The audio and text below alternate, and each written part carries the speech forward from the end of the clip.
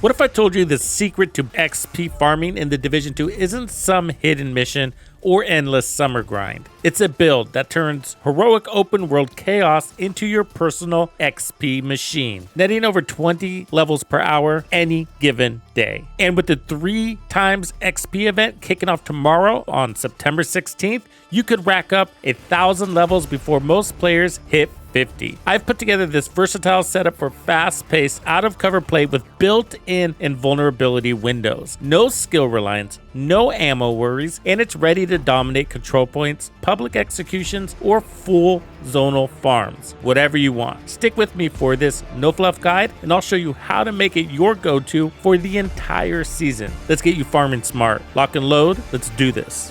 Accept the division. This is a war you can't win. Piece of shit wristwatch. Freak out, yo.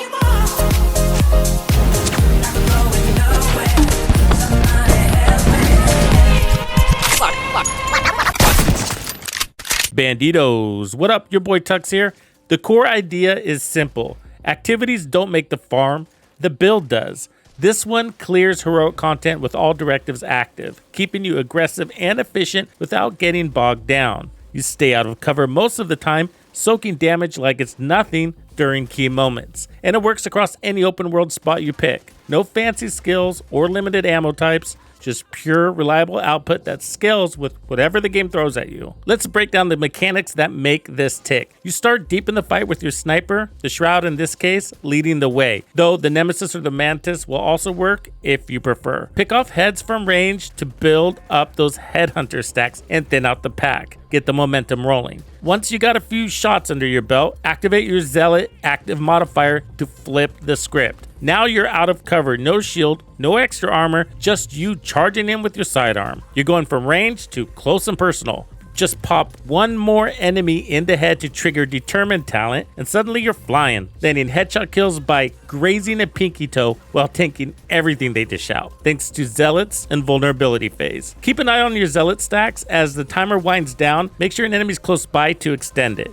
If not, duck into cover quick and pop an armor kit to reset. I tried slotting in Exodus gloves for that armor break back, but with the no armor regen directive, it shuts them down cold, so we're skipping that for reliability. Okay, let's get into the build details. Starting with the weapons, the 1886, which I'm not really using, but it's there in case you like it. Make sure you have damage to targets out of cover, as much expertise as you can manage, and put on determined. Now, a good 10-15% of the time, I'm using the Shroud, so I like to kick off the fight here, or when I have enemies at range I can pick off. Basically, you're playing at long range and really close range. Put as much expertise you can in the Shroud. I like to level up all of my snipers, put damage to targets out of cover, and this comes with the talent called High Priority Target. From this tier system here, it's going to give you 125% amp damage to the highest tier archetype that's on the field at the time. For example, if you're fighting True Sons, it's usually a medic or a controller. If you see them, go for those guys first. After that, it's going to be the immobilizer, and if there's no immobilizer there, then it's tier 3 or anybody else. There's also heavies, and they're going to be a tier 1 priority also. This is the star of the show, your sidearm. We lean heavily into sidearms for XP farm builds because of the Pistolero directive or the Ammo Hoarders directive, the directives that limit your ammunition. So this build doesn't require a lot of ammo, so if you wanted to use your rifle, that's great. Just get a kill with your pistol to load up on ammo, or wait for gunner to replenish you. The Harvest is a named police magnum with a little higher total damage. If you don't have this, just use a police magnum or the D50. If you do have this, make sure you load it up with expertise, because this is a one-shot killer and it's worth the investment. I have damage to armor, but damage to targets out of cover is better if you have it. And then determined,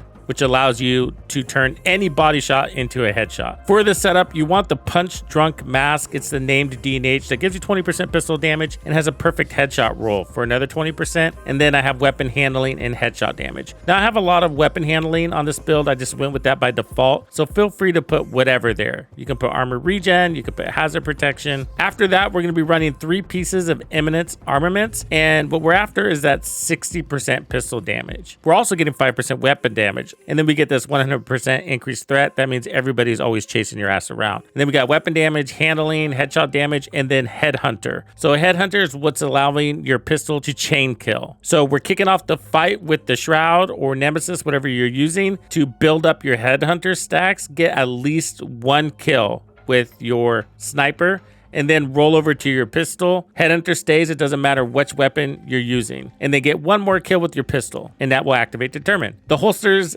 the second piece of Eminence armaments, and the knees are my third piece. For the gloves, just sort of by default, I'm going with the Overdogs. They're pretty darn good. They work the opposite of the sniper, giving you the most power to the lowest enemy on the field. It's a ladder system, so if there's only 1 enemy on the field and it happens to be a rogue, then you're gonna get the 30% amp damage to the rogue. All right, and then there's the backpack. I'm going with Palisades. I'd actually take the armor core off of this, but I left this on here so you guys don't gripe about the unicorn. But yes, this shouldn't be too hard to get. You just want to make sure you got headshot damage on it, and then load up Vigilance. But you absolutely don't need any armor on this build, and that's because of the modifiers. Before I show you those, our headshot damage on the pistol is going to be 217%, and on the Shroud, it's 263%. Notice I'm running Gunner. Gunner's for ammo regeneration, also for 10% armor on kill. So that plus the backpack, we have 20% armor on kill when we're not in our invulnerability stage. And during that time, we're playing from cover a lot, but our time to kill is so fast, I'm also moving around quite a bit, even though I'm not invulnerable and very glassy. Our time to kill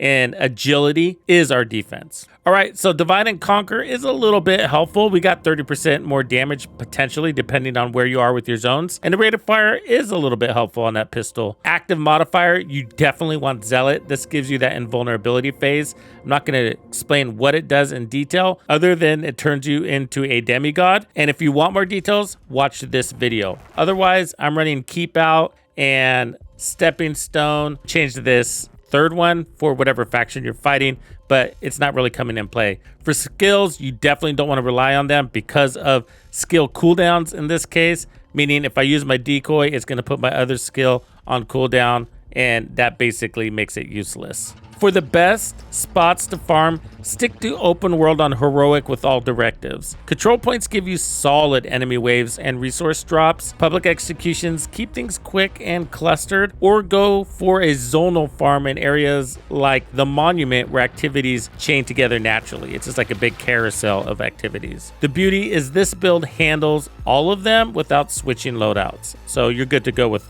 whatever you want to do. Now, if you really want to supercharge XP, you're going to tie this into the 3 times XP event starting September 16th, which is tomorrow or today, depending on when you're watching this. With the builds already pushing over 20 levels per hour on a normal day, that multiplier turns it into a level grinding monster, letting you stack 1,000 levels fast and unlock everything from modifiers to exotics without breaking a sweat. Use this build all season long and you wonder how you ever farmed without it. If this build gets you pumped to hit the streets and level up like never before, give this vid a like. See you at the rendezvous. Thank you for hanging out with me. I'm Tuxedo Bandido, and if you found this video helpful, be sure to hit the like, subscribe, and turn on your notifications so you don't miss out on the good stuff I have coming for you. And if you like content like this, be sure to check out the video I have recommended for you right here. If you have anything you would like me to cover, be sure to let me know in the comments below. And thank you to all the channel members and donors who make things possible. Tux Nation wouldn't be the same without you. When you buy a game from Ubisoft, enter the creator code Tuxedo Bandido to support the channel. Easy peasy. Wait, did we just become best friends?